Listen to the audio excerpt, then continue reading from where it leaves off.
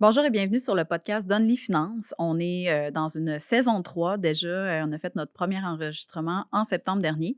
Donc, Only Finance, c'est un podcast qui touche de près ou de loin à la finance. Fait qu'on invite soit des spécialistes ou des gens de professions connexes à la nôtre ou même parfois cette année, bien pas cette année, mais cette saison-ci, on a une nouveauté. On va inviter aussi des entrepreneurs à venir parler de leur histoire, de leur structure aussi au niveau financier. Pas nécessairement de mentionner des chiffres, mais ça va être intéressant aussi de voir l'autre côté, en fait, là, au niveau des entrepreneurs. Donc, Only Finance, c'est propulsé par Efficience Finance, qui est un cabinet de services financiers multidisciplinaire. Donc, on fait la gestion de patrimoine, les assurances de personnes, des assurances et des rentes collectives, la planification financière, et etc. Donc, aujourd'hui, on reçoit un invité qu'on a déjà reçu dans notre dernière saison, Alex Blouin de Barricade. Alex était venu parler, en fait, là, plus général au niveau de la fiscalité lors de son passage lors de la dernière saison. Moi et Alex, on s'est parlé au courant de l'été, puis on s'est dit que ça serait le fun qu'ils reviennent parce qu'on avait effleuré le sujet, en fait, de l'immobilier, mais on n'était pas allé en profondeur parce qu'il y avait trop de particularités, si je peux dire ça comme ça. On n'avait pas assez de temps pour rentrer dans le sujet. Fait qu'on a pris la décision, en fait, là, cet été, de faire une série de 3 épisodes. Donc, les épisodes vont sortir en octobre, décembre et février. Puis, on va en parler un petit peu, là. Donc, ça va être vraiment successif, là, au niveau des sujets. Fait qu'on va y aller plus en profondeur, là, dans ce milieu-là, qui est le merveilleux monde de l'immobilier. On sait que c'est super populaire, là, dans les dernières années. Donc, ces 3 épisodes vont être commandités par Barricade. Donc, Barricade se distingue comme un cabinet qui réinvente les services fiscaux, juridiques et d'évaluation d'entreprise. Leur approche repose sur la clarté, l'accessibilité et l'humain afin de transformer la complexité en solutions concrètes. Donc, sans plus tarder, on invite Alex Blouin à venir nous rejoindre.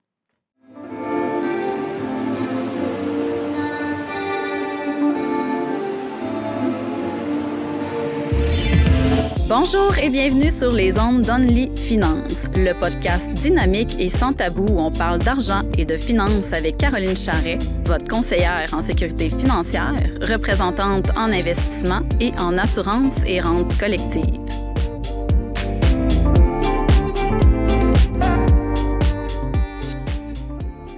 Salut Alex. Salut Caro. Ça va? Ça va très bien. Oui. Hey, merci de revenir. On s'en était parlé.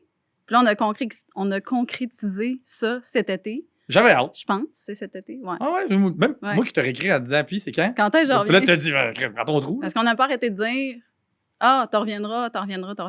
Puis là, j'ai dit, bon, on pourrait peut-être en revenir. Mais là, on revient avec quelque chose de gros. Là. Ouais. Fait que là, 3 épisodes, comme je vais dire, comme j'ai dit dans l'intro. Puis aujourd'hui, on fait l'épisode 1. Fait que pour ceux qui n'ont pas écouté l'épisode où tu étais venu à la saison 2, donc la dernière saison, on avait parlé plus général, là, structure fiscale et tout. On avait effleuré un petit peu l'immobilier. Mais là, on s'était dit, hey, là, on ne peut pas rentrer dans l'immobilier parce que si on part là-dedans, on ne peut pas juste parler de l'immobilier puis flatter le dessus. C'est ça. Non. Surtout que c'est ma passion. Là. C'est là-dedans que j'opère à tous les jours. C'est ça. Fait que là, je me suis dit, pourquoi pas faire un segment de 3 épisodes sur l'immobilier. Fait que là, je t'ai dit, moi, ça touche moins un peu, tu sais, mon créneau, mais c'est pas grave. De toute façon, juste que tu me poses les bonnes questions. Faut que je te pose les bonnes questions. Fait que si les gens n'ont pas écouté l'épisode où tu étais là, est-ce que tu veux te représenter à nouveau? Puis en avant de toi ou j'ai avec la caméra? Alex Blouin, Barricade fiscaliste. J'ai fondé ça à Québec en 2012. Je reprenais la clientèle de Louis Morin à ce moment-là. J'étais un petit gars de Quaticook. J'ai tout fait mes études à Quaticook. Puis je suis venu à Québec pour pratiquer la fiscalité, reprendre une clientèle. Puis ma spécialisation depuis le début, ce que j'aime le plus, parce que j'ai des immeubles depuis que je suis jeune, c'est l'immobilier. Fait que l'immobilier, sous toutes ses facettes, tous ses angles, on a été des bons cobayes, on va le dire de même, dans nos propres dossiers, à essayer des choses, à parler avec le ministère quand c'est le temps de parler avec le ministère. Le ministère, ça fait les agences maintenant. Caroline. T'as quel âge? C'est ça. 2012, en tout cas. c'est Fait que c'est ça, Alex. On était deux, on est rendu 60-ish. J'ai barricade des fiscalistes du droit, donc la réorganisation d'entreprise. On fait nos propres documents juridiques. Et de l'évaluation d'entreprise, en majeure partie. On fait de la fiscalité internationale aussi. Un peu de planification de décaissement. Fait que ça te rejoint un peu. Oui. Les clients qui se disent, OK, ben moi, je viens de vendre, je viens d'en placer un bout, mais aussi je veux savoir comment en mettre dans mes poches. Exact. Ça, on en fait. Comment on fait ça. Parfait. Fait que là, aujourd'hui, pour mettre la table un petit peu, on s'est dit, ben là, on va pas leur garrocher les grosses structures tout de suite au début. Fait que on commence par le début. On va y aller par le début, même si des fois, on part dans un sens, dans l'autre. Fait que ça se peut que ça ne suive pas tout le temps. On va faire notre possible. On va faire notre possible. Moi et Caro, on se connaît depuis longtemps. Hein, fait que des fois, on a des petits on passe des petits délires. Mais là, j'ai amené mon iPad pour être sûr qu'on suit. On a une colonne vertébrale. Les segments comme du monde. Fait que là, en fait, on va commencer plus par... Je pense qu'on va commencer par la résidence principale au début. On peut très de base. Et Caro, si des fois je prends des acronymes, tu veux que je te dise, ça veut dire quoi? Ouais. Ah, OK. C'est juste qu'on mette tout le monde au même niveau parce que la déformation professionnelle fait que dans ma tête, tout le monde est comptable. Ouais. Ça m'arrive aussi des fois, mais... Fait que c'est ça. On commence par la base, on va monter à crescendo. Puis on le dit tout de suite. Moi, j'aimerais ça que les gens qui vont écouter ça, s'il y a des choses qu'on ne couvre pas, ben, qu'ils nous les posent comme question par après. C'est ça. Parce que je le répète, je vais mettre dans l'épisode le lien pour que vous puissiez, en fait, aller dire si vous avez des questions. Remplissez le. Ben, c'est pas un formulaire, là, c'est un petit document. En fait, vous écrivez votre question. Moi, je suis sûre de les recevoir par courriel à ce moment-là, à place de partir dans toutes les plateformes puis essayer de voir si le monde y a écrit des choses. J'ai pas le temps, malheureusement. Fait qu'allez remplir, écrivez vos questions. On nommera pas votre nom si jamais vous êtes on peut l'anonymiser. Gêné de poser la question. Mais le troisième épisode, en fait, de notre série de 3 va servir au Q&A. Si on est capable, sinon, on a dit qu'on inventerait tes questions. On en a. Ben, moi, je peux prendre les questions les plus populaires du monde qui nous appelle chez Barricade. Fait qu'au pire, on va dire que c'est vous autres qui les a posées, puis on les inventera. C'est ça. Fait que vous le saurez pas. C'est des vrais ou c'est des fausses. Mais ça va être des questions que les gens se posent en général d'une manière ou d'une autre. Fait que si ça vous intéresse, qu'il y a des choses qu'on n'a pas couvertes, ben allez compléter là, le document. Fait que ceci dit, résidence principale. Bon, on pourrait commencer par... est-ce que tu veux qu'on commence quand même par l'acquisition d'une résidence principale ou c'est peut-être un petit peu trop de base? On va commencer par le mot. Okay, la résidence principale, là, ce qui est le plus déroutant avec ce terme-là, c'est que ça n'a pas besoin d'être ta résidence ou ce que tu habites le plus souvent. Effectivement. Fait ça, c'est important parce que le mot principal, le monde me demande si faut-tu que j'habite dedans? Ouais. Ben oui, c'est ça. Et mon adresse, ma déclaration d'impôt, c'est quoi? Tu sais, ça ne change rien. La résidence principale, ça peut être un condo à Stoneham que vous allez habiter 4 semaines par année, mais qui n'est pas à la location le reste du temps. Donc, que vous gardez pour vous autres. Vous y allez pendant les semaines de Noël, puis c'est tout. Ça reste un bien qui est personnel. Ça pourrait être votre résidence principale. Fait que le mot principal, là, si on veut retenir quelque chose, ça serait de dire il est principalement à ta disposition, à la personne qui le détient. Fait qu'on pourrait dire la même chose d'un condo en Floride, par exemple. Okay? C'est... Sauf là, tu rentres dans les règles internationales. Tu rentres dans l'international, mais tu pourrais quand même, au Canada, décider de ne pas payer d'impôt sur ton bien qui est, qui est en Floride. Tu aurais un impôt américain. OK. Mais tu n'aurais pas l'impôt canadien. Tout de suite, la question dans ma tête, j'étais comme moi, mais... C'est ça, exact. Les tous s'en foutraient complètement. Mais mettons qu'on aurait un avantage, on pourrait faire ce choix-là. OK. Fait que, première des choses, le principal ne veut pas dire où tu habites. Veut dire qu'il est principalement destiné à toi, à ta famille. Bien, ça fait que c'est toi qui choisis, entre autres, c'est où ce que tu veux le désigner. C'est ça. Parce que là, ça devient important. C'est ça. Si tu en as 1 ou 2 ou 3 ou 10... Comme 2-3 chalets, mettons. 2-3 chalets que tu loues pas à personne. OK? Il faut rester dans le mindset de dire qu'il est principalement, ou je vous dirais tout le temps destiné à vous autres, que vous le louez à peu près pas. Okay? Parce que sinon, c'est comme... sinon, ça serait un bien locatif. C'est ça. On est fort barre, on peut pas prendre notre exemption là-dessus. Mais là, on va en parler de l'amortissement aussi. On va en parler de l'amortissement, mais aussi de la location. Pour la résidence principale, là, la location, non. Okay? Fait que si tu as un chalet de famille... Tu loues pas ce que tu désignes comme résidence principale. Tu dirais, mais Caro est allé pendant 1 mois puis j'y ai loué. C'est pas grave. T'sais, OK, ouais. Je veux dire, il faut pas qu'il s'aille ses plateformes. Il faut pas qu'il soit out there. T'sais, tu le prêtes à un de tes amis, tu es encore correct. Tu fais juste bouche à oreille, des personnes proches, mettons. Des personnes proches, puis tu sais, la rémunération, tu la déclares, mais est-ce que ça reste un bien personnel? Tu as comme une limite de la jurisprudence là-dessus, il faudrait faire attention. OK. Mais tu pourrais, selon que tu restes du bon côté de la force, Oui. désigner ça comme résidence principale. OK. Puis quand tu en as plus qu'un, Là, ça devient des résidences secondaires. ben là, c'est ça. Puis là, tu n'avais pas de blond ou de chum, puis tu en fais une. Ou Là, les deux. elle avait une. Ouais, ou les On sait deux, plus, il y a des des troupes, là, yels, à ce puis tout. Là, il y a des troupes aussi. Fait que Oui. ta conjointe ou conjoint avait sa résidence. Ouais. Les années que vous n'étiez pas ensemble, Mhm. elle avait le droit à ses propres années de désignation. Elle avait un autre chum, mettons. Ouais. OK? Fait elle, avec son chum, ou son ex, ça devrait être son ex. Son ça, chum je dans pense le temps. aussi. En tout cas, Son chum dans- du moment. son chum de là-bas. Là. Ça, ici, on pouvait désigner cette résidence-là. Ouais. Si elle la conserve, puis qu'elle devient en couple avec toi, et que on devient conjoint de fait, c'est une résidence par couple par année. Fait que ça peut devenir compliqué. Est-ce que c'est l'ancienne résidence qu'on loue pas pour dire on essaye le couple ensemble, là, tu sais? Mhm. Puis là, ça fait 1 an qu'on vit ensemble dans une des deux maisons.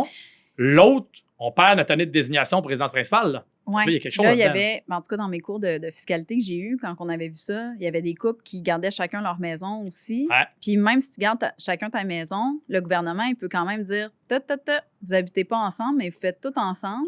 Ouais. Vous partagez telle et telle dépense. Fait que même si on essaie de bypasser le système, D'avoir chacun notre résidence principale. ça se peut que ça marche pas. Ouais. Si on a des enfants, c'est vraiment rapide que ça marche pas. Tu sais, si on a des enfants ensemble, Ouais. le gouvernement prétend conjoint de fait. Mhm. Mais sinon, c'est vraiment la notion de conjoint de fait. Ouais. Est-ce qu'on est ensemble? Est-ce qu'on est tout le temps ensemble? C'est dur pour le gouvernement. Parce que on s'entend, conjoint de là. fait, c'est pas juste d'habiter avec la personne qui peut Non, être imposé conjoint de fait, exact. justement. C'est Ouais. si on partage des choses, comme tu dis, une vie commune. Exactement. C'est Fait- ça. Là où c'est important, c'est que donc conjoint, c'est une résidence par couple, Mhm. par année, par conjoint. Fait que si moi et Alice, on reste ensemble à soir, on reste à Sherbrooke. Pas dit en passant. Je pense que la dernière fois Vous que ça restez s'est ensemble. On reste ensemble à Sherbrooke. Et ben moi, si je la désigne, puis qu'Alice est avec moi, elle, c'est automatiquement désigné la même année pour elle. Mhm. Fait que moi, Alex, j'avais un condo avant. Mm. À Stoneham. C'est drôle, mon exemple, Phil.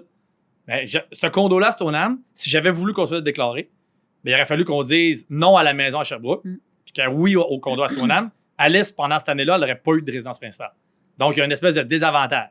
Mhm. Tu sais, fait qu'il faut être un petit peu stratégique là, avec Ouais. cette désignation-là. Pas besoin de le faire à tous les ans. On fait ça à la disposition du premier des biens.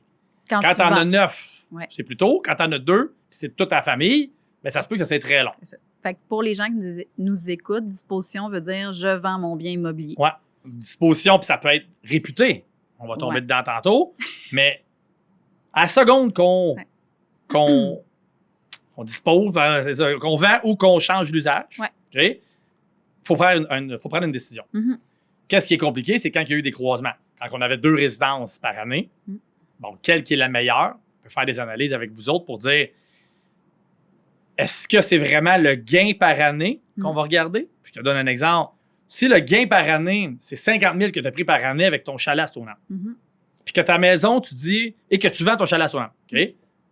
Mais que ta maison, tu as pris 100 000 par année. Mhm. Là, tu vas dire, je suis bien mieux de garder mon exemption pour Sherbrooke, tu sais, Ben puis oui. aller chercher mon 100 000 par année, mais tu vends à Stoneham avant. Mhm. Fait que là, tu as une dichotomie. Mhm.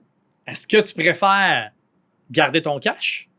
Donc, désigner Stoneham comme résidence principale, même si tu sais que tu te fais violence pour ta maison, tantôt tu vas payer plus d'impôts. Ou tu te dis, je paye mon impôt tout de suite parce que tantôt, on va passer à go. Mhm. OK? Fait que là, c'est des cas plates, mais ça arrive après tout le Ah temps. ouais. Qu'il faut désigner, qu'il faut choisir, il faut faire de quoi.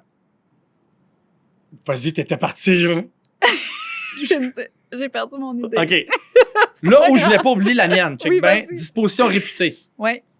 Mon condo à Stoneham, Ouais. si je le loue, Mhm. il est encore à moi. Oui. Mais Mais il là, est tu plus- loues. Principalement disponible à Blouin et sa famille. C'est plus à usage personnel. C'est Exact. à usage locatif. Exact. Donc, à ce moment-là, tu as une disposition qu'on dit réputée. Ouais. Le gouvernement, il dit oh, tu as changé l'usage. C'était pas pour gagner un revenu, là, ça devient pour gagner un Mhm. revenu. Il dit c'est réputé être vendu. Donc, même concept, tu veux-tu le désigner comme résidence principale ou tu veux le désigner pas comme résidence Mhm. principale, paye ton impôt. Fait que là, on ferait le choix ou non, Mhm. comme si on l'avait vendu. Puis à partir de ce moment-là, ça deviendrait imposable. Je ne Ouais. pourrais plus le désigner comme résidence principale par après parce que c'est un bien locatif. Là où il y a une petite twist intéressante que tout le monde devrait savoir, c'est le choix du changement d'usage. Justement, c'est 45.2 ou 45.3, selon c'était-tu un bien personnel que tu rends revenu ou c'est un bien revenu que tu rends personnel. Okay? Revenu à personnel, c'est mon condo à Stoneham. Je le loue depuis que je l'ai, puis je veux le prendre personnel tout le temps à cette heure. Ouais. Okay? Dans les deux cas, ce que tu peux faire, si tu es assez stratégique, puis stratégique et non, là, parce qu'il accepte les choix en retard. On paye la pénalité, puis même de pas mal en retard, des années en retard. Jusqu'à temps qu'il l'enlève. Idéalement, on le fait là. Il y a une pénalité à payer si tu prends le choix en retard. Ce que ça fait, c'est que tu payes ton impôt au moment réel de la disposition. Vraiment la vente. Genre, je te le vends à carreau. L'impôt qui aurait été payable au moment du changement d'usage, tu le payes plus tard. Je le paye juste à la fin. Quand même assez intéressant. Oui. Pour garder son cash. Parce que c'est ça. C'est pas parce que tu n'as pas eu de nouvel argent. Ben non. Tu as juste changé l'usage. Il n'y a pas eu de nouveau chèque. Il faut que tu trouves l'argent pour payer l'impôt. Sinon, il faudrait que tu refinances pour aller payer ton impôt. Ça serait plat. Exact. Ce choix-là, vraiment puissant. Qu'est-ce qui arrive, c'est que les gens font rien dans leur tête. Là. Je veux dire, c'est un compte à moi. Je le louais, il m'allait rester dedans à cette heure. Ils ne pensent pas là, que fiscalement parlant, il y a de quoi faire. Fait que là, ça, c'est grave. Ça, c'est plat. Parce que tu te retrouves en retard de payer de l'impôt. Tu aurais dû le faire. On fait souvent des choix en retard de 45.2 pour dire on va payer la pénalité. Permettez-nous de reporter le moment de mon imposition réelle. Okay. C'est très rare que ce choix-là en retard, il n'est pas payant. Il n'est pas très, très coûteux. Oui, je comprends. OK. Puis là, à ce moment-là, il faut savoir que sur les résidences personnelles, je vais dire ça comme ça, ceux qu'on ne loue pas, là, ça va être un gain en capital à ce moment-là qui va être à part sur la résidence principale. Fait que là, il y a un calcul aussi, si on ne rentre pas dans la location, de faire, qu'est-ce que je suis mieux de désigner comme résidence principale, quelle année je désigne comme... C'est bon ce que tu dis, c'est un choix qui est annuel. C'est ça. Je pourrais désigner 4 ans une résidence, 8 ans l'autre, pour aucune raison. C'est moi qui décide. Un petit quick tip, vraiment, vraiment important, même si on le sait très bien. Alors, regarde, Alex, tu as pris 50 000 par année de gains à Stoneham, tu as pris 10 000 par année sur ta maison à Sherbrooke, puis tu es en train de vendre Stoneham, donc ton cash flow puis ton impôt, il arrive en même temps. On est tous d'accord, c'est le meilleur des choix. Par contre, il y a un petit nanane dans la formule qui est un plus 1. Okay? Fait que mettons qu'on dit, Alex, tu as eu Stoneham 10 ans, tu pourrais désigner les 10 années parce que ton gain capital il est là puis ton cash flow il est là. Tu paierais de l'impôt là si tu le fais pas. Parfait, fait que 10 ans plus 1, 11 sur 10, ça donne rien. Ce qu'on va faire, c'est dire, j'en prends 9, plus 1, ça fait 10 sur 10, donc 100%, c'est ce qu'on cherchait à faire. Puis une année, la 2022, je la donne à la maison. Pourquoi? Parce que si tu en donnes une à la maison, tu as le plus 1 gratuit. Fait que tu tombes à 2. Ça devient vraiment... C'est de l'argent qui traîne à terre, ça. Fait que ça, faut... Tu as juste à te pencher. T'as rien à te pencher, tu sais. Fait que ça, c'est important. C'est un petit quick tip. Il y a gros des comptables qui l'oublient, malheureusement, mais c'est niaiseux comme règle. Je pense que c'est aussi important dans les successions. Tu sais, justement, là, il y a plein de successions qui vont se faire prochainement. Les chalets qui avaient été achetés à 20 000 puis qui en valent 5, 6, 700 000, ils ont toujours été résidences secondaires, mais à usage personnel, puis ils ont toujours eu la résidence principale aussi. Là. Fait que c'est sûr que là, c'est le même principe. C'est juste que le calcul va se faire. C'est la succession qui va appliquer les calculs, tout ça pour fermer. Qui va faire dans la déclaration du défunt. Exact. Donc, la succession, l'exécuteur testamentaire, lui, se retrouve à devoir déclarer ou faire le choix pour la personne décédée qui avait 2 maisons. Exactement. Donc, souvent, un couple marié, assez avancé en âge, les testaments vont dire, je te donne tout, tu me donnes tout. Ouais. Fait que c'est souvent au 2e décès. Quand le 2e décès arrive, là, on prend la décision. Et, rapidement, parenthèse, on se fait souvent poser la question, c'est-tu mieux de le faire d'avance? C'est-tu mieux d'envoyer mon bien d'avance à ma famille? Oui. Je me fais poser cette question-là aussi. C'est rare que ça va être bon parce que, à moins que tu prennes ton exemption pour résidence principale d'avance puis que tu commences à accumuler des années sur l'autre, mais tu payes de l'impôt d'avance. Ouais. Fait que c'est pas si intéressant. T'es mieux de dire, à la fin de tout, laisser de l'espace à ma succession pour payer de l'impôt. Ça sera ça, ils la paieront en ce moment. Là, je fais un aparté sur l'assurance vie. Oui. Parce que chalet de 700 000, il en valait 20 000. Ça fait quasiment 50 de 25, fait que ça fait 680 000. C'est ça. Fait que là, l'avez-vous, ce 600 quelques mille là? Parce qu'il va falloir qu'il Faut qu'ils le doivent, dans le fond, à... Ben, le 250... OK, ouais, tu disais l'impôt sur ce 600 000-là. Oui, c'est ouais, ça. c'est ça. C'est Fait que 150 là, 160 parce 000 que si d'impôt. tu l'as pas, l'argent, ben là, il faut que tu te refinances. Est-ce que tu vas être accepté au niveau de la banque pour te refinancer? Parce que c'est rendu compliqué en tabarouette de se faire financer. Ben là, puis ça sera pas vite.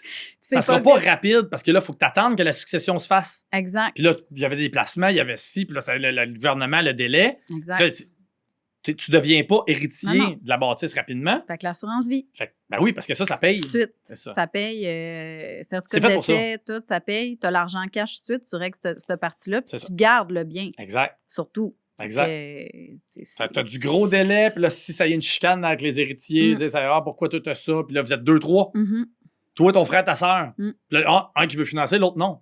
Ben là, tu te retrouves, OK, ben chacun d'abord, il faut qu'il mette de l'argent pour payer 190 000 d'impôts. Il n'arrête pas de monter, là. C'est combien? C'est 250 000 d'assurance vie versus payer 250 000, c'est tellement peu coûteux. Ben, c'est ça. C'est ça. C'est ça. À penser. Fait ouais.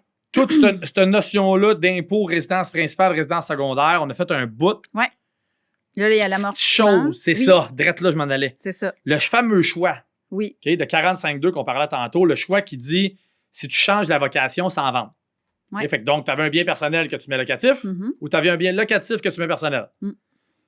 Tu peux faire le choix, si tu es d'un délai, sinon tu peux le faire en retard, comme on disait plus tôt, de reporter ça au moment de la disposition réelle. Ouais. Cool. Sauf si tu as amorti. Okay, fait que là, l'amortissement, c'est quoi? Puis des fois, tu le sais pas d'avance que tu n'avais pas le droit de le faire, puis tu le sais après que tu as ça. amorti, puis là, tu n'as plus le droit de le faire. Là, tu viens voir loin avant ça, puis là, tu te dis, j'amortis-tu? Puis moi, je vais dire, oui, tu amortis. Vous allez le voir un peu. Ouais. C'est sûr qu'on va toucher ce concept-là en immobilier parce Soyez que c'est mon patient. dada. Okay? Mais l'amortissement, moi, je trouve que c'est très, très, très utile. Ouais. On va en parler plus tard.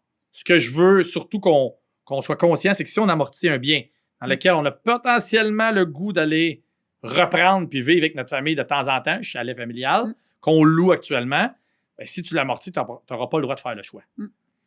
Et inversement, si tu avais un bien personnel que tu commences à louer, ben, tu ne peux pas l'amortir par après, sinon ton choix devient caduc. Fait que nul et non avenu. Donc, l'amortissement puis le choix de 45.2, 45.3 sur le changement d'usage, ça ne fait pas bon ménage. Il ne faut absolument pas amortir sur si on prévoit ou si on a fait ce choix-là. Effectivement. OK? Puis j'ai pensé à quelque chose. Oui? J'ai pensé à un vas-y. petit dernier bout en immobilier, résidence principale, résidence secondaire. On est perdu. On est perdu, mais ça va peut-être me revenir. Puis ça va faire partie des questions de la troisième séance. OK. Peut-être que les gens vont dire, hey, Ouais, puis sinon, ça va être moi qui vais rajouter une question. parfait, on reviendra avec la question. Bon. Premier immeuble locatif. Parce que là, on a parlé comme l'immobilier de base. Ça, c'est plus monsieur, madame, tout le monde qui a une résidence secondaire, une résidence principale. Ça, c'est comme la base. Ouais. Mais là, mettons que moi, je veux me partir dans l'immobilier. Là. Puis là, je vais acheter mon premier immeuble locatif. Là, on tombe plus dans les histoires de résidence principale puis toute cette patente-là qu'on vient Tu d'expliquer. pourrais aller rester dedans, mais c'est les mêmes règles. Ouais. Mettons, tu allais rester dans ton 4 logements, ça serait des règles Ben, similaires. c'est sûr que c'est une bonne première stratégie. Puis c'est ça. Et le gouvernement vient d'étendre. Tu pourrais faire un choix de changement d'usage sur un des 4 logements, mettons que c'est un 4 logements. Fait que ça, avant, il ne l'avait pas. Ben, de toute Ça, c'est façon, cool. en haut d'un 5, là, c'est plus la même. En tout cas, là, on n'est pas dans le courtage hypothécaire, Financement, là, mais dans le financement et tout, mais c'est un autre patente aussi là, pour le financement après. Ça là. devient, oui, le 5 logements et plus devient C'est ça. un autre bébête à gérer d'un Exact. point de vue bancaire. Si on reste dans le petit immeuble de petit gabarit, si on reste dedans au début, bon, encore une fois, la SCHL va être là. Fait que la SCHL, c'est la Société canadienne d'habitation et logement. C'est la gang qui assure le prêt de la banque. Et ça m'a pris tellement d'années avant d'être capable de dire ces 4 lettres-là. Je sais pas pourquoi. Mais le SCHL, ben, c'est parce que c'est un acronyme. C'est comme Mais là, c'est ça. maintenant, c'est correct, là, mais je te dis, là, les premières années dans ma Cette pratique, gang-là assure la banque Ouais. qu'elle ne perdra pas. Ça, exactement. c'est un Mais organisme c'est toi qui payes gouvernemental. l'assurance. C'est ça, tu payes l'assurance, il Mais rajoute c'est sur pas toi ton... qui assure, c'est eux autres. Il assure la banque, mais toi, tu la C'est payes ça. sur ton prêt. Exactement. Tu payes de l'intérêt dessus Ouais. en plus. Fait que tu payes Exact. du capital et de l'intérêt pour la banque. Mais ça te permet de mettre moins de mise de fonds et de profiter de conditions de prêt meilleures. Pourquoi? Ben, la banque est garantie de ne pas perdre. Ouais. Tu sais, le gouvernement la garantit. Donc, Ouais. beaucoup de prêts pour le premier acheteur sont faits de cette manière-là. Il y a des limites sur le prix que tu payes de ta maison. Fait que si tu payes en haut de 500 000, tu as moins de capacité d'aller t'assurer. Ouais. Puis là, on sait qu'un bungalow à À Repentigny, Estifi, c'est rendu 900 000. Fait que, bon. Faudrait qu'il revoie peut-être. Peut-être. Puis peut-être que ça a été revu. Je ne suis pas assez dans le financement, mais je sais qu'il y a des limitations là-dessus. Fait que partez pas en peur. Mais on pourrait, dans un 4 logements, théoriquement, puis c'est 4 la limite, c'est pour ça que je dis ça, mettre 5 % de mise de fonds. Oui. Fait que tu achètes un 4 si logements. t'habites dedans. Si tu habites dedans. Effectivement. Sinon, la SCHL n'embarquera pas. C'est ça. OK? La SCHL est là pour aider les premiers acheteurs à aller s'acheter une propriété. Exact. Donc, dans ton 4 logements, très petite mise de fonds, un peu plus d'emprunt parce qu'on rajoute la prime d'assurance, mais quand même, moins de cash, tu as un bloc, tu as 3 locataires qui t'aident à payer, ben, tu as quelque chose là intéressant. Exact. Encore une fois, faites attention aux, je dis 5 % de mise de fonds. Ça peut être 10 %, ça peut être 15 %, tout dépendant du prix que tu payes. Okay? Mais dans du 4 logements, ça fonctionne. S'il est en bas de 500 000. Ben, pour la portion de 500 000. Pour la portion de 500 000, 5 %, après ça, la SCHL embarque. Okay? Embarquera dans ton 4 logements. Tu achètes ton immeuble, tu vas habiter dedans, parce que c'est ça que tu as dit à SCHL, puis tu es un bon joueur. Tu t'en vas rester dedans. Puis un moment donné, tu décides que, bon, à la fin de ton terme, à 5 ans, bon, je vais aller dans une maison, ou ben non, j'ai eu mon premier enfant, je vais aller dans une maison pour avoir le deuxième. Tu sais. À ce moment-là, tu te dis, ben, je vais commencer à louer. Même concept que tantôt. On pourrait faire le choix de 45-2. Si on n'a pas amorti, on habitait dedans, on n'aurait pas amorti. Mais si je ne me trompe pas, tu n'aurais pas eu le droit d'amortir le reste non plus. De toute ta bâtisse. Il ne faudrait pas que tu aies amorti ton immeuble au complet pour être capable de faire ton choix de 45-2. Donc, moi, je le résumerais ainsi. Si tu habites dans ton immeuble, prends pas d'amortissement. Comme ça, tu es sûr. Pas du tout. Ton exemption de résidence principale, tu vas avoir ton choix de 45-2. Après ça, tu le loupes, là, tu es parti. À partir de ce moment-là, checkez bien ça. À partir de ce moment-là, ton gain en capital sur cette unité-là va commencer à compter. Le gain en capital sur ton logement du 4 logements sera exempté. Tu fais ton choix. Tu vas juste payer ton impôt à la fin, mais ce morceau-là, tu n'auras pas d'impôt à payer dessus. Tu fais le choix de reporter ton imposition. OK. Le deuxième morceau? Le deuxième morceau. Ben, le deuxième morceau serait déjà reporté. Oui. Ça serait plus dans le cas où tu avais loué, tu irais habiter dedans. Là, ça devient vraiment, vraiment important de faire ce choix-là. 45-3, celle-là. Ce que je voulais dire tantôt, je viens de repogner mon affaire. OK. Ton 45-2, check bien ça. Tu habites dedans, tu dis je m'en vais. Le gouvernement te donne 4 ans si tu t'en vas d'un autre appart ou tu t'en vas rester avec ton chum, puis qui est en appart. Je vais vendre de quoi? Mais toi, tu avais ton bloc, tu avais une résidence principale. Le gouvernement te donne 4 années gratuites de résidence principale si tu fais le choix de 45-2. Okay. Tu pourrais dire, cette année, je m'en vais rester avec Caro. On vit ensemble. Tu es dans un appartement au centre-ville de Québec que tu loues. Okay. Parce que sinon, il y aurait ta résidence principale là-bas, blablabla. Mais mettons, moi, je pourrais continuer de désigner mon 4 logements où j'habitais comme résidence principale, même si je le loue. Ça, c'est fucké. Mais c'est intéressant. Il y a une petite passe là. Là, c'est parce que tu me fais penser aussi que pour le rap, tu as le droit de rapper. Ça, je ne sais pas si le monde le savent, mais si ton rap est remboursé, que tu te sépares, tu t'en vas vivre en appartement, 4 ans, puis que tu rachètes, tu as le droit de rapper encore tes REER. OK. Ah, ben là, tu vois, fait que tu vois, ça fit. Ça fit pile, là. Là, j'ai comme fait 1 plus 1. OK, c'est pour ça que c'est le 4 ans. Puis même chose pour le CELIAP. OK. Bon, fait que tout ça ensemble, là, tu sais, si vous allez habiter dans votre premier immeuble, ben ces règles-là sont importantes à revisiter. Fait que, encore des choix de changement d'usage. Si vous arrêtez de rester dedans, vous pouvez gagner des années de résidence principale si vous décidez d'en avoir de besoin. Tu fais ton choix, après ça, tu décides. Ta désignation va se faire à la fin de toute manière. Fait que, est-ce qu'elles sont bonnes, est-ce qu'elles sont pas bonnes? Tu es allé rester dans ton chalet à Stoneham, tu te dis, mon 4 logements a pris bien plus de valeur, cette unité-là, la seule qui est exemptée, a pris plus de valeur, donc je veux construire pendant les 4 années de désigner celle-là. Fait que, tout ça aller faire là-dedans. Puis, il y a beaucoup de choses, même avec pénalité, qui sont rattrapables, même si t'es mieux de le faire avant. Mais la vie allant à la vitesse qu'elle va. C'est ça. Tu es capable de t'organiser par après quand même. Ouais. Là, mettons, la grande question. En tout cas, moi, c'est une question que je me fais souvent poser. Ouais, je sais sa gueule. Je vais l'avoir tous les jours. Vas-y, hit me. J'achète-tu personnel? Parce que là, moi, dans ma tête, je te dis, moi, je veux me partir en immobilier. T'sais. Ouais. Mais là, tu iras pas rester dedans, Caro. Mettons. OK. Parce que si tu vas rester dedans, la réponse est facile, achète-les personnels. Oui. Okay. Ça, c'est sûr. Parce que la résidence principale, comme on vient de parler, tu as un gros nanan. C'est ça. Mais mettons, je ne vais pas habiter dedans. Là. Ouais. Puis là, je me pars un parc immobilier. Puis là, je me dis, bon, ben je vais acheter le premier. Après ça, je vais refinancer. Je vais acheter le deuxième, ainsi de suite. Ouais. Je l'achète perso ou je me crée une compagnie de suite? C'est ça. C'est là. Ça dépend. C'est ça. C'est le fiscaliste. Caroline, c'est plate de dire ça. Ça dépend. Ouais, ça dépend. Fait que vous viendrez. Non, c'est pas vrai. La toune, OK, la règle de base. Première des choses. Toi, tu as un cabinet, tu as du cash qui est corporatif. Tu as aussi du cash qui est perso parce que tu peux pas tout mettre dans ta corpo. Effectivement. Okay? Donc, ce cash-là qui est déjà imposé personnel, veux-tu le mettre là-dedans ou tu veux le mettre ailleurs? Parce que toi, tu as déjà de l'argent qui est perso, comme un salarié. Comme un ingénieur, ma mère qui est infirmière. Je suis comme employé de ma propre entreprise. C'est ça. Donc, tout ce monde-là, puis il y en a une grosse batch de monde là, qui ont des hauts, des ministères, tous les fonctionnaires, ces gens-là ont des gros salaires, du cash net perso. Pompiers, OK? Ça, on en a souvent. Pompiers, policiers, même affaire, ils font gros de l'immobilier. Ces personnes-là, est-ce qu'ils ont un intérêt de venir créer une compagnie? La première question, c'est es-tu sûr que tu vas faire pas mal d'immobilier? Mais il n'y a jamais rien de sûr dans la vie. Pas mal, c'est ça. Genre. OK? Fait que moi, là, je serais bien plus de l'école de pensée de retarder le moment de créer ta première compagnie dans cette situation-là. Pourquoi? Les institutions financières, pour les premiers 2 millions d'emprunts ou 12 portes, mettons qu'on prend les règles de Desjardins, c'est plus facile. En fait, ils ont des programmes pour les petits blocs, les petits propriétaires immobiliers. Donc, tu auras des facilités à aller dans ces institutions financières-là pour commencer. Si tu es une compagnie, tu tombes avec ceux qui ont 1000 logements. Même traitement. Fait peut-être financièrement parlant, tu as peut-être un intérêt. Juridiquement parlant, ta compagnie est meilleure. Mais là, t'as peu.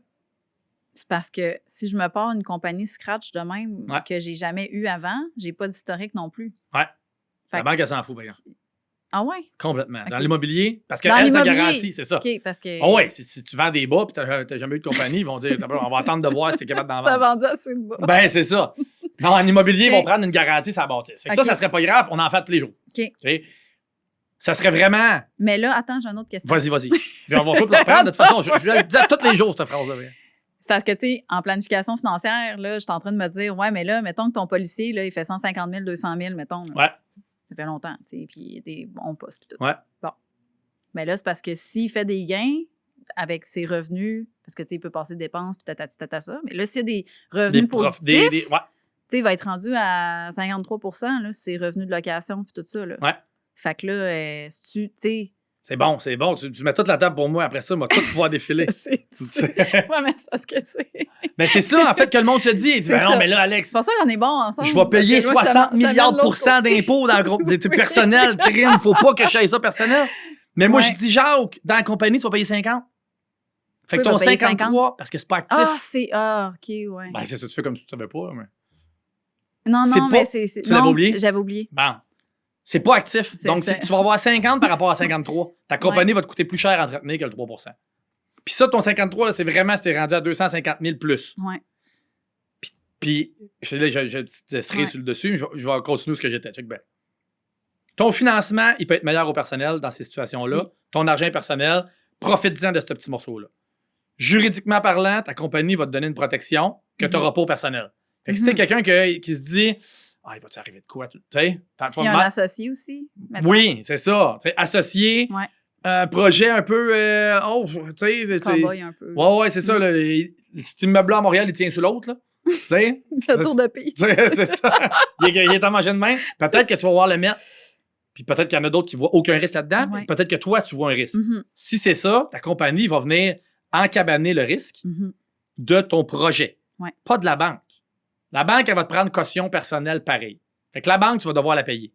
Mais ta bâtisse, en tant que telle, si elle tombe, ben, tu vas avoir moins de dommages personnels que si tu n'es pas dans une compagnie. Okay? Fait que juridiquement parlant, tu as un avantage. Fiscalement parlant, on vient de le dire, pas mal even. Tu sais, si tu payes de l'impôt, check bien ici, c'est là ma petite cerise. Si tu payes de l'impôt, 53,50. Moi, je te dis que tu n'en paieras pas. Parce que tu vas avoir, en partant, ton frais hypothécaire. Fait que tu vas arriver avec le moins de mise de fonds possible souvent en immobilier. À moi, c'est indépendant de fortune, bravo. Mais souvent, le monde emprunte comme ça. tu vas avoir une grosse charge financière. Mhm. Fait que tu vas avoir tes assurances, tes taxes, ta dette bancaire, ton assurance réparation, blablabla. Si tu en restes dans un 4 logements, il est bien loué. Très, très bien loué. OK? Mais si tu en restes. À Montréal, downtown, mettons. Ouais, puis tu l'as pas payé cher. Mais si tu en restes, ben, on a une carte cachée qui est l'amortissement. OK. Puis ça, je vous le dis, je l'avais juré qu'on reparlait. Oh, oui, mais l'amortissement, c'est le meilleur ami de l'homme en fiscalité d'immobilier. Ouais. OK? Cet amortissement-là, c'est quoi? N'importe quoi, là, ce micro-là, cette table-là, cette chaise-là, c'est dans des catégories, dans 50... Et Colin, il ne serait pas content. La gang chez nous, je veux dire. Là. 54 catégories, on va le dire à peu près. Les puits de pétrole sont là-dedans. Les bâtisses sont là-dedans. Les chars sont là-dedans. Okay, ils ont chacun leur catégorie. Ouais. La catégorie donne un pourcentage d'amortissement. Ce verre-là, par contre, tu l'achètes, il n'y a peut-être pas une durée de vie d'1 an, tu le passes à dépense. Fait que lui, il ne sera pas amortissable. Exact. On va être passé à dépense déductible dans l'année. Donc, le bien immeuble que tu achètes, lui, il va durer plus qu'1 an. En tout cas, on l'espère. En tout cas, normalement, il devrait durer plus qu'1 an. Le gouvernement, il dit, OK, Blouin, tu as acheté un bien qui est dans une catégorie d'amortissement. Ton terrain, enlève-les, parce que ton terrain, il ne s'apprécie pas, il ne fait rien. OK? Comme des actions. Tu as des actions à la bourse, tu ne peux pas amortir tes actions. Ça n'existe pas, ça ne se déprécie pas. Okay? Fait que le terrain, tu l'enlèves. Souvent, ça, c'est oublié par les comptables, vous checkerez vos déclarations d'impôts. Quand ils prennent le contrat, là, puis qu'ils font juste prendre le 900 000 que tu as payé puis mettre ça dans leur contrat, puis laisser le droit de mutation, le terrain dedans. Ouais. Dans un condo, il y a souvent un terrain aussi. Okay? Une portion du terrain en dessous, à Montréal, ça paraît. C'est une coupe de 1000. Fait que checkerez vos affaires. Sinon, venez nous voir, on va checker. La portion bâtisse, tu as le droit à 4 Il y a plein de règles spéciales, mais mettons, la règle de base, c'est 4. Mettons. 4 de 900 000. C'est 36 000 de jambettes. Mettons que ton 4 logements, tu l'as payé 900 000. Je te jure que 36 000, là, c'est pas mal. T'en fasses des revenus. Loue ça 1500 $ par mois, fois 12, ça donne 18 000.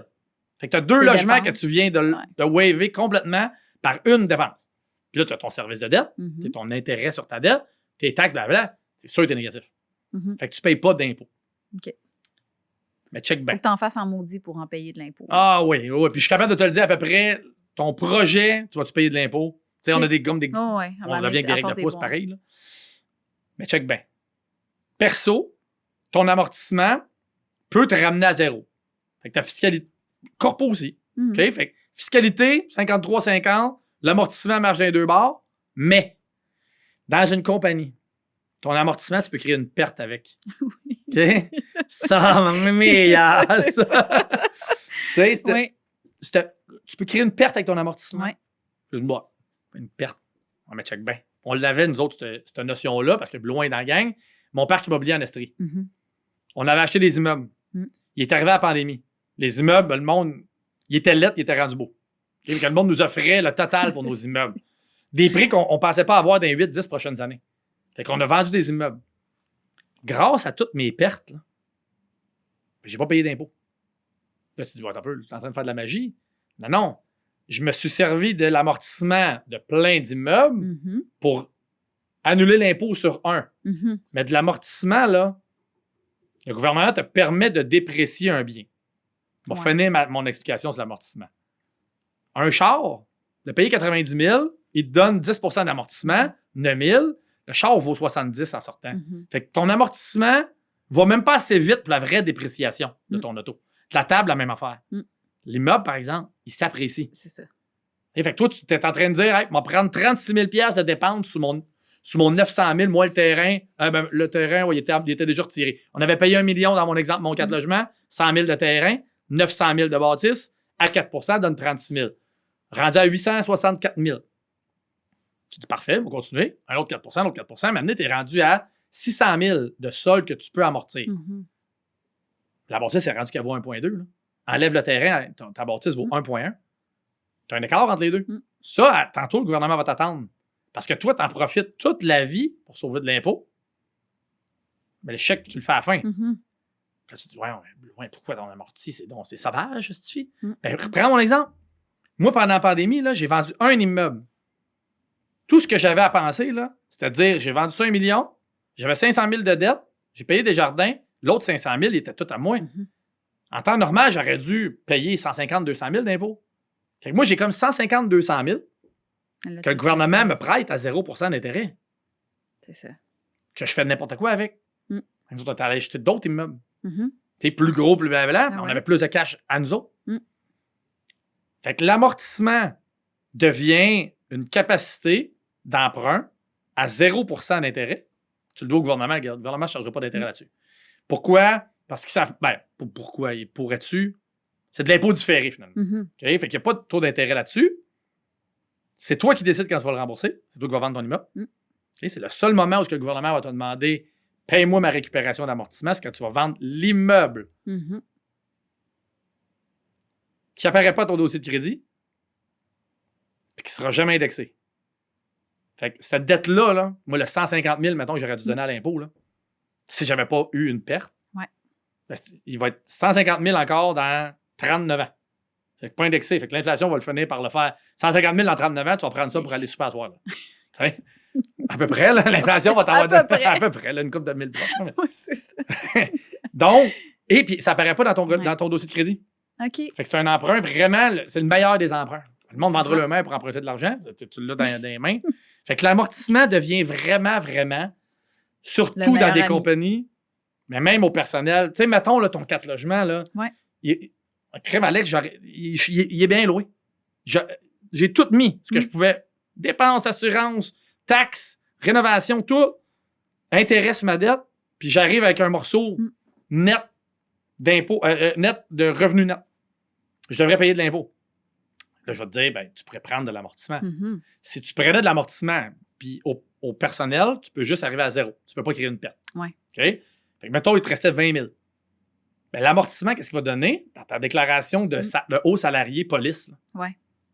Ben, lui, il paierait 50 d'impôt, mettons. 20 000, il devrait donner 10 000 à l'impôt. Mhm. S'il prend de l'amortissement, Il va être à ben, zéro. il vient d'emprunter 10 000 à 0 Tu Ah, c'est ça. sais, c'est le même concept. C'est que cet amortissement-là, souvenez-vous, 45,2 tantôt, il existe encore. Là. Si tu veux aller rester dedans ou si tu as déjà habité dedans puis tu as fait le choix où tu prévois le faire, fais pas ça, là, l'amortissement, c'est pas bon. Mhm. Mais dans tous les autres scénarios, là, Là, ça vaut la peine. le résumé, là, si tu empruntes de l'argent dans la vie pour faire ton immobilier, l'amortissement devient quasiment. Une C'est niaiseux de ne pas le Ah prendre. ouais, c'est Là, une le- nécessité. Les comptables qui disent ouais, mais tu te crées une balloune. Mais une balloune de quoi? Entre ça, puis aller voir la RBC pour lui dire prête-moi 100 000. Mhm. Si Christy, un bandit ou l'autre bandit, ça revient. Non, on les aime, les banques. On aime les banques, on aime les gouvernements, on aime tout le monde. Mais un ou l'autre, ça change quoi? À la fin, quand tu vas vendre, il y en a un qui va te collecter la récupération d'amortissement ou l'autre va te collecter en disant hey, t'as peu, rembourse-moi la mise de fonds, je t'ai prêté. C'est ça. Vraiment? OK. Mais là, mettons. Ouais. Mettons. J'ai parti ça perso. Puis là, ben là, finalement, c'est trop gros, mon affaire. Puis là, tu me dis, là, finalement, ça serait peut-être le temps que tu t'incorpores. Ouais. Je fais quoi avec ceux qui sont perso? Hey, ça j'ai une réponse en or. Parce que là, je veux les mettre dans le corpo, mais là, c'est une personne morale distincte. Ouais. Fait que là, Mais tu peux pas rien qui donner. Je peux pas juste dire, hey, Hey, toi, c'est t'as rendu à les toi. clés. Puis tous tes contrats sont faits à ton nom à toi. là. Exact. Check bien. Puis à l'inverse aussi. Oh, l'inverse est plus dur. Ouais, mais on va y aller. OK, on va y aller. On va Oui, y parce que aller. je viens d'en avoir un qui m'a fait ça. C'est Parce ça. que, ouais, c'est ça. Si tu as ton parc perso, Ouais. il va falloir que tu me vendes l'idée, Caro, que tu es vraiment, vraiment en amour avec tes immeubles. OK. Si oui, ça se roule en bon français. Mhm. Il y a une manière de transférer tes immeubles que tu as Mhm. vers une compagnie Mhm. sans payer d'impôts. Si, puis la seule condition, c'est ça, ton solde de dette sur ton immeuble, attaché à l'immeuble, Ouais. avec ton solde hypothécaire ou ta Ouais. marge hypothécaire sur cet immeuble-là, soit pas plus gros que le coût de ton terrain puis ce qui te reste à amortir dessus. OK. Tu additionnes les deux. Comme ton terrain, là, ton comptable devrait l'avoir séparé d'une catégorie 96. Catégorie qui ne bouge pas, mais une Mhm. trace dans ta déclaration d'impôt. Ton 100 000, qu'on parlait tantôt, puis ton 600 000 qui te restait à amortir, que je parlais tantôt, Mhm. dans mon exemple. Ça donne 700. Mhm. As-tu plus que 700 de dette? Si tu as plus que Peut-être. 700 de dette, si tu as refinancé depuis Ouais, que tu as c'est acheté, ça, là. il y a des chances que tu en aies plus. Mhm. Si tu as ça, je vais dire, je ne peux pas transférer lui tout seul. Rajoute-moi-en un autre où ce que la relation est correcte. OK. Puis un autre, puis un autre. Jusqu'à OK, ben là, je temps pourrais qu'on prendre ces arrive. 4-là dans ton OK. consolidé, il marche. Je pourrais te Ça se peut transférer. qu'il en reste un tout seul. Mais je vais peut-être bien l'embarquer dans le tas, à moins OK. qu'on ne sait pas capable de le rouler lui. OK. pas d'impôt, pas de droit de mutation, pas de TPS TVQ. Crème, OK. Si on joue bien nos cartes, on pourrait prendre ta situation A, l'amener à B dans une compagnie, fait Caro Inc., sans impôt, sans rien. On repart en eux. Faut t'avertir ta banque, parce que là, ils vont souvent te vouloir te charger des frais, c'est en cours de terme, puis blablabla. C'est la gang, comment ils appelaient tantôt? Cette gang-là, Ouais. vers la compagnie, ben, il faut juste que tu gères cette relation-là, mais sinon, tu le fais en fin de terme. OK. Puis tu traverses sur l'autre bord. Mais, je te dis, là, moi, je vais te coûter de l'argent. Ton notaire va te coûter de l'argent, puis peut-être la banque. Fait qu'il faut que ça vaille la peine. Il faut vraiment que tu me vendes l'idée que je ne serais jamais capable de retrouver ce beau 4 logements-là aussi payant. Parce que je vais te dire, si, là tu es en train, Caro, de me dire que tu vas faire pas mal d'immobilier. Là, je mets mon chapeau d'immobilier. Un 4 logements d'un portefeuille immobilier, ça ne vaut pas une scène. Et c'est pas assez. C'est pas intéressant. C'est le gabarit, les chiffres ne marcheront pas. Tu vas finir par le vendre pareil. Moi, je suis en train de te dire pourquoi tu me payes? Vends-là. Le monde va dire c'est en amour. Ben, le monde compte en nombre de portes. Hein? Ouais. 14 portes. Ben, je fais 14 portes. Je ne peux pas vendre 4 portes. Je vais tomber à 10 portes. Puis tout ce travail-là que j'ai fait pour. Mais vends 4 pour acheter 8. Tu vas tomber à 18 si tu vends ton 4. Tu sais? Ouais. Okay. Mais le monde sont vraiment en amour avec les immeubles. Fait que c'est dur, ça, c'est ça. Je perds des clients. Hein? Je te dis, ils viennent me voir pour transférer. Je dis, moi, tes maisons, là, à Saint-Jean-sur-Richelieu, là, ils valent pas une scène. Vends-là. Fais d'autres choses. Prends ton argent, puis tu as déjà des blocs d'appartements, puis il est revenu. Tu allais voir quelqu'un qui a transféré dans sa compagnie. Mais c'était pas la bonne solution. Je suis certain, d'un point de vue financier, d'un point de vue immobilier. Qui a fait ce qu'il voulait qu'il fasse. C'est ça. Mais moi, je suis pas un Yasmine. Mais là, mettons. T'as-tu fini, ce point-là? Ouais. OK. T'as fait, on prend de l'eau. Mais là, mettons. Ouais, c'est ça. Moi aussi, je suis due. Mettons que. Moi, j'ai acheté l'immeuble par mon cabinet. Là, c'est parce que ça a comme. Tu comprends que ça. C'est un cas vécu, ça? Peut-être. Ben, tu sais. T'es en train de faire une consultation sur le bras, là. Non. On sait pas c'est laquelle partie qui est la consultation. Okay, c'est ça la partie. Mais c'est parce que je suis pas toute seule, c'est sûr, dans ces situations-là. Fait que. Mais là, je me dis, ouais, là, c'est parce que, mais que je vende le cabinet, ben là, il y a un immeuble dedans.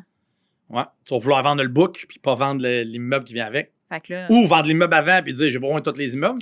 T'achètes trois cabinets, ça vient que 3 immeubles. À un moment donné, tu dis là, ben bon, être content d'avoir plein de bâtisses, là, mais pas besoin de vivre à 3 places. Hein. Fait que tu sais, ça se fait. Mais là, c'est parce que, mettons, je le veux plus dans le cabinet. Là, je me dis, crème, faudrait que je me le mette perso, tu sais. Pas perso. Perso, c'est sauvage. Ça, c'est vraiment pas bon. Non, ça se fait pas comme dans l'autre bord. Là. Non, c'est ça. Fait que là, il arrive quoi? Impôt. Il faut que je me le vende. Tu écris plein d'impôts, check bien. C'est ça. Tu peux pas rouler. Fait que c'est une vente. Mm-hmm. Fait que ton cabinet paye de l'impôt. Gain en capital, récupération d'amortissement si tu avais les deux. Puis au perso, là, à moins que tu rembourses 100% de ce que la compagnie te doit, ben là, tu sauras qu'il y a une avance. Donc, un dividende à payer. Fait que là, tu vas dire, OK, ben là, je vais aller financer. Caro Charret Inc. m'envoie un bien d'1 million. Tu vas dire, ben, aller à la banque, aller prendre 800 000 ou ben, c'est du commercial, fait 700 000 qui vont te prêter. Je peux pas me le vendre 100 $. Là. Non, t'as un lien de dépendance entre les deux. Fait que tu vas aller chercher 700, tu vas rembourser. Ouais. Fait que là, tu dois encore 300, Caro Inc. Ben oui. Là, tu vas dire, j'en ai pas assez, je suis pas capable de faire ça. Fait que là, on va dire, bon, ben, un dividende de 300 000. Comme si. Fait que là, tu vas snapper 150 000 $ d'impôts. La vraie toune là-dedans. La vraie toune, c'est de le mettre dans une autre compagnie. Oui. La vraie toune, là, c'est Immo Caro Inc. On prend l'immeuble du cabinet. Sauf que là, on revient que est-ce que ça valait la peine? Ben, là, mais dans ce cas-là, c'est ça. C'est ça. Ça serait fou furieux de faire l'inverse. Hein. Mais là, si je le vends, là, c'est le fun. Parce que ça crée du CDC. Si tu le vends à moi, mettons. Ben, mettons, je te vends mon immeuble. Pas à toi-même. Non. Je le vends à et un peu. Oui. Dans Caro Immo, là, on pourrait rouler. OK. On pourrait prendre de Caro Courtier à Caro Immo par roulement, même règle que tantôt. Mais pourquoi ça se fait par tous les bords puis pas de l'autre bord? Sauf au personnel. Non, ça, ils ont dit non, fort bon. Fait que ça, on pourrait rouler. Pas de droit de mutation, pas de taxes, pas d'impôts. Si on joue bien nos cartes. Si, mettons, je la garde. Ça prend du revenu protégé, là, ceux qui veulent vraiment aller loin en fiscalité, mais that's it, that's all.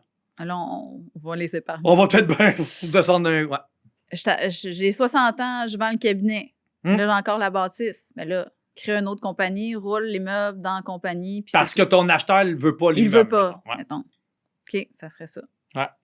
Tu sais, puis on pourrait le faire là. On pourrait attendre jusqu'à là. L'autre côté, parce que ça se pourrait que tu aies un acheteur qui veut avoir la bâtisse. Oui, 100%. Okay. Ouais. Et si l'immeuble est occupé principalement par toi, ça se qualifie à l'exemption pour gain capital. Ça, c'est rare, un immeuble qui se qualifie. Oh, OK. Ouais. Fait que ça, mettons, un IGA, sa bâtisse, puis la partie qui vend du pain. Okay? Lui, son fonds de commerce, il est dans une entité, puis sa bâtisse est toujours dans une autre entité. Mais quand un nouveau groupe de IGA2 arrive, ben les autres, ils veulent acheter les deux. Il prend son exemption sur les deux. Hey, là, j'ai une autre question. Ben, on est là pour ça. Je suis sûre qu'il y a plein de monde. OK. J'ai pas de bâtisse. On oublie que j'ai une bâtisse, mais je veux l'acheter pour occuper les lieux. Je l'achète perso, je l'achète corpo parce que c'est mon lieu de travail. Ouais. Puis tu vas avoir du meilleur financement que la BDC, par exemple. Tu vas avoir quasiment 100% de financement. Si je l'achète par le cabinet. Une compagnie à part. OK, non, t'as pas là. J'ai le cabinet, j'ai Caro. Ouais. Là, tout existe, puis tu es actionnaire du j'ai cabinet. moi-même. Là, fait que là, je suis actionnaire de mon cabinet à 100%. Je vois un immeuble, je me dis, crème, je vais l'acheter, je vais installer mes bureaux là-bas. Ouais. Serais-tu mieux de me l'acheter perso, puis je me loue? Non. Non? Non. C'est mieux de l'acheter soit dans une société à part qui est désignée pour acheter un immeuble pour dire, quand je vais le revendre, je veux qu'il se qualifie à mon exemption pour gain en capital.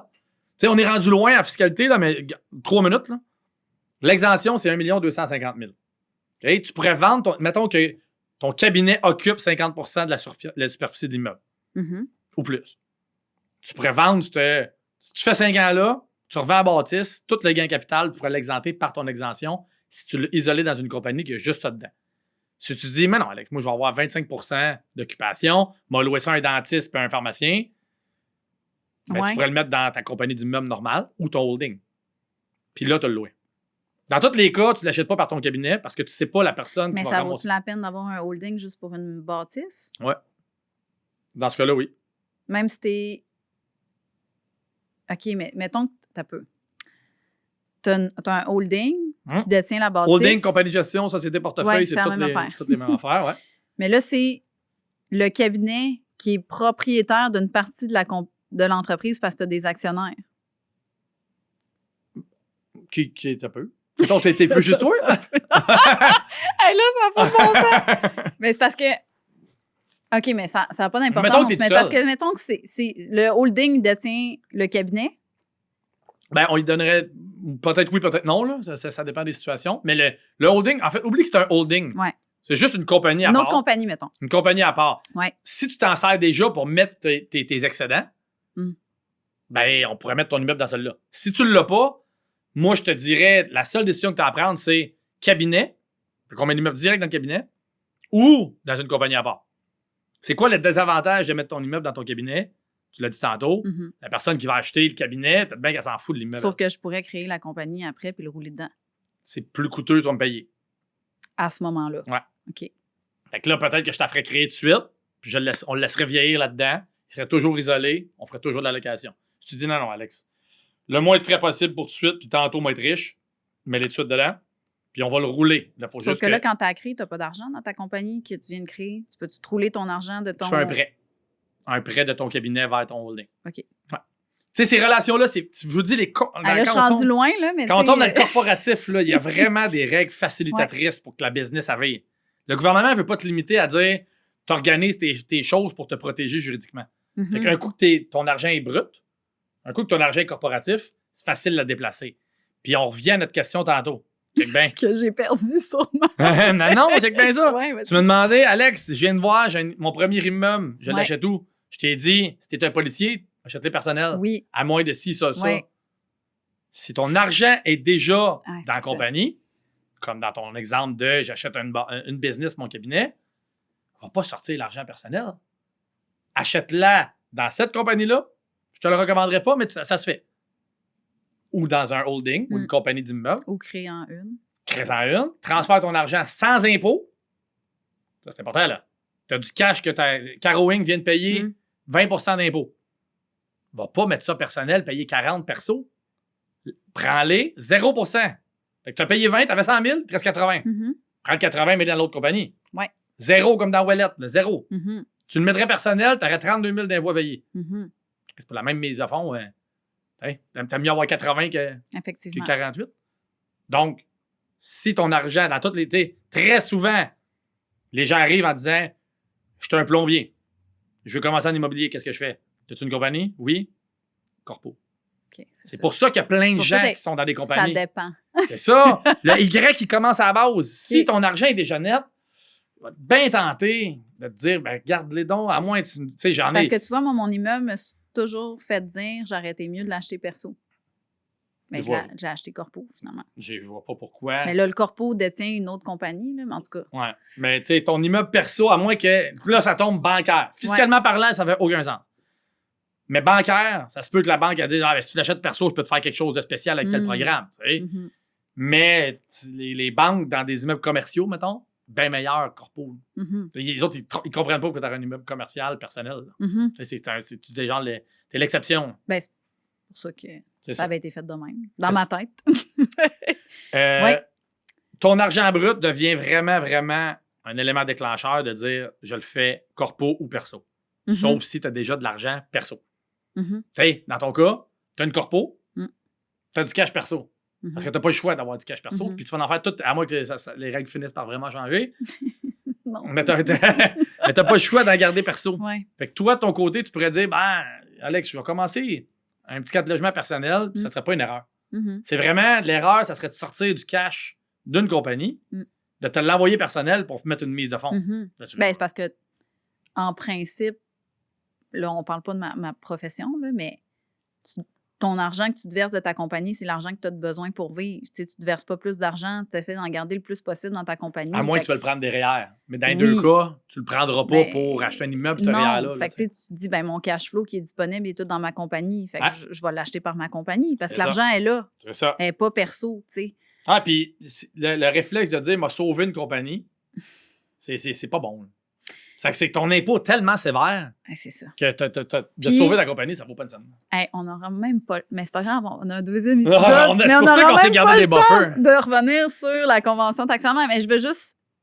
Il y a l'histoire aussi qui est super... en tout cas, parce que je me suis informée, puis c'est super pertinent aussi. Si tu vends ton immeuble, il y a un CDC, il y a une patente qui se crée que là, tu peux te sortir en plus l'argent personnel. Ouais. Tu peux-tu l'expliquer? Ben oui. Je trouvais ça super intéressant quand j'ai vu ça. Le gain en capital dans la vie, c'est un abri fiscal. Peu importe des actions de Tesla, une bâtisse, mettons, oublions les notions de résidence principale, là, parce qu'il y a plein d'exceptions. Des actions, des bâtisses, des terrains, n'importe quoi qui prend de la valeur, que tu gardes un certain temps, la moitié de ce gain-là n'est pas imposable. Fait que tu achètes Tesla 100$, tu as 20 000, 900$, c'est la moitié qui n'est pas imposable. Fait que tu vas juste t'imposer sur 450. Exact. C'est la même affaire en immobilier. Ouais. Okay, fait que ton immeuble, blabla. Mon 4 logements tantôt, j'ai payé 1 million, je le vends 1,5, incluant terrain. Là, on n'a plus besoin de séparer le terrain pour le calcul du gain, juste pour le calcul de l'amortissement. Fait que 1,5, il y a 500 000 d'écart entre les deux, 250 000 pas imposable. Même affaire. Quand c'est d'une compagnie, même principe. Fait que tu sois un particulier, là, il avait essayé de changer ça, là, puis on revenait en arrière. Que tu sois un particulier ou une compagnie, c'est 50% de taux d'inclusion. Pas de taux d'impôt. Okay? Fait que ça reste que c'est 50% que tu viens calculer sur ton gain. La moitié du gain est imposable, ça part de là, 50%. Comment on le traque dans les compagnies? C'est le CDC. Fait que le CDC, c'est créé par de l'assurance vie dans les compagnies ou la moitié d'un gain en capital qui n'a pas été imposé, donc la moitié non imposable du gain. Mon 4 logements, s'il avait été corporatif, 1,5 million par rapport à 1 million, 250 000, ça va dans le CDC. Le CDC, c'est compte de dividendes en capital. On s'en fout du nom. C'est une écriture comptable. Faut juste... Tantôt, on disait que l'amortissement, c'était le meilleur ami de l'homme. Ça apparaît pas nulle part. Cherchez-le pas dans vos documents. Il est nulle part écrit, le CDC. Non, tu te le verses personnel. C'est ça. Fait que là, si tu as un excédent liquide dans ta compagnie, ou pas, si tu as un excédent liquide, tu vas le verser. Tu as 250 000, prends le chèque, mets-toi dans tes poches, puis dans ça. Que tu dises, je veux juste le verser pour pas le perdre, parce que fiscalement, tu pourrais l'impacter négativement, ton CDC. Okay? Moi, la bonne pratique, c'est je le verse à la mesure. Fait que mettons que tu as 250 000, je vais te le verser. Tu vas dire, ouais, mais là, je ne veux pas 250 000. Tout l'argent que j'ai fait à vendre mon 4 logements, je l'ai remis dans un 8. Pas grave. Je vais te verser 250 000, ça va être une avance. La compagnie te le doit. Il est canné, il est booké, il est à toi. Sans impôt. C'est ça l'affaire. Fait que la trace, elle va être dans tes livres. Tu peux montrer ça à ton banquier comme quoi tu as investi dans ta compagnie. Ça l'aide une banque aussi à dire, OK, ben il est commit dans la compagnie, alors que c'est un CDC que tu as reçu. Vraiment intéressant. C'est la manière de traquer les CDC, les montants non imposables d'une compagnie. Le CDC, c'est le parce que tu peux le laisser là, ton argent, puis pas le prendre, puis le prendre plus tard. Là. Moi, j'ai juste versé des CDC. Les meubles qu'on a vendus en pandémie, ben, ça nous a donné des CDC. Ben oui. J'ai versé ça à mes partenaires et à moi. Ouais. On n'a pas versé le cash. On a juste versé le papier, l'écriture papier. C'est ça. Fait que là, un jour, si tu en as besoin, ben, tu vas te devoir ça sans impôt. Exact. T'es en train de m'en aller, moi. Mais t'as fait avertir en plus. Oui, c'est ça. OK. Mais oui, un moment donné, je vais pouvoir prendre de l'argent. Puis quand tu es organisé, parce que tu es un fiscaliste puis que tu te raides comme moi, ben ta compagnie d'immobilier puis ta compagnie de fiscalité, les deux sont rattachés à ton holding. Puis on en parlait tantôt. Là, on est rendu loin, mais ça me tente de le dire pareil.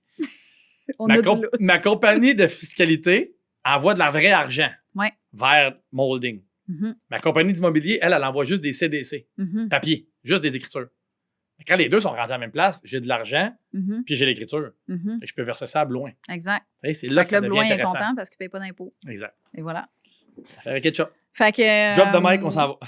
Là, on ne peut pas rentrer. Non, on peut plus rien parce faire. Parce qu'on est rendu dans le temps. Mais là, c'est pour ça qu'on a décidé de faire 3 épisodes.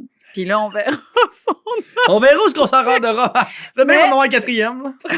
Le prochain qu'on s'était dit qu'on allait parler dans cet épisode-là, c'était les structures légales puis le financement. Fait que, tu sais, la convention d'actionnaire, les sociétés en non collectif, ce que les banques aiment ou pas, point de vue du planificateur. Fait que là, aujourd'hui, on n'embarquera pas là parce qu'on en a pour un autre 20 minutes.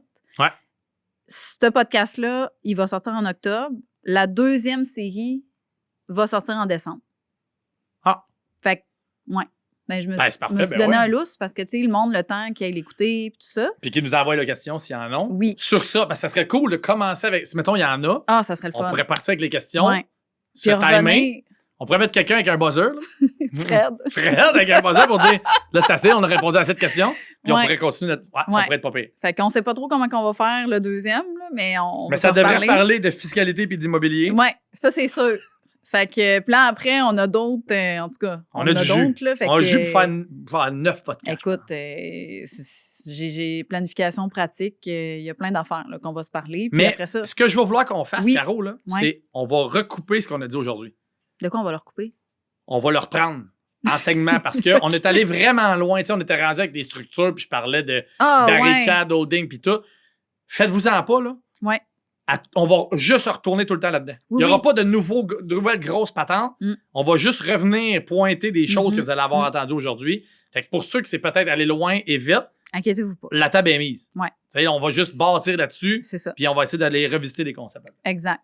Fait que ça ressemble à ça. Fait que ceux qui veulent la suite, puis mettons, ça vous intéresse pas l'épisode du mois de novembre, ben, vous irez vous connecter pour savoir, ben là, quand est-ce qu'il va sortir la série 2 du 3. Pas la série, mais l'épisode 2 l'épisode 2 de la série. De la série de 3. L'épisode 2 de la série 1 sur 3.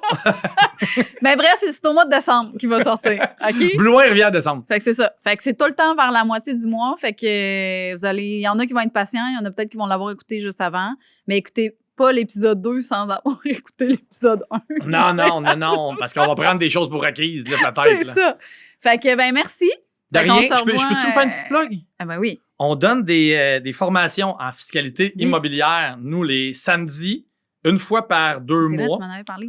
Ouais. Puis, je t'en avais oublié. Ben non, mais c'est correct, je suis là pour ça. Puis, on est rendu on va tourner la 5e de 6. Ouais. Il y a une bonnie pour ceux qui achètent le bundle au complet. OK. Qui sont tous enregistrés.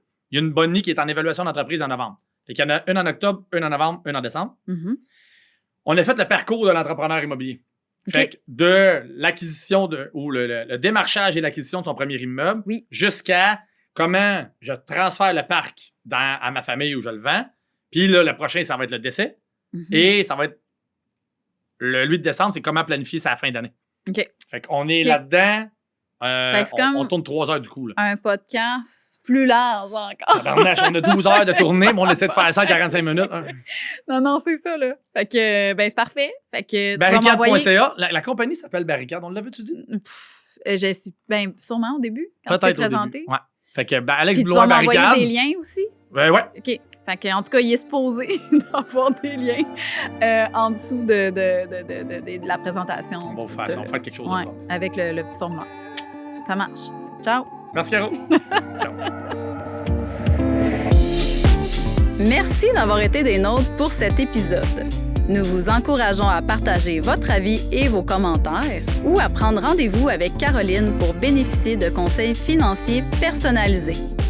Pour découvrir notre contenu exclusif, suivez-nous sur Facebook, Instagram et LinkedIn au @Service financier Caroline Charret. À bientôt!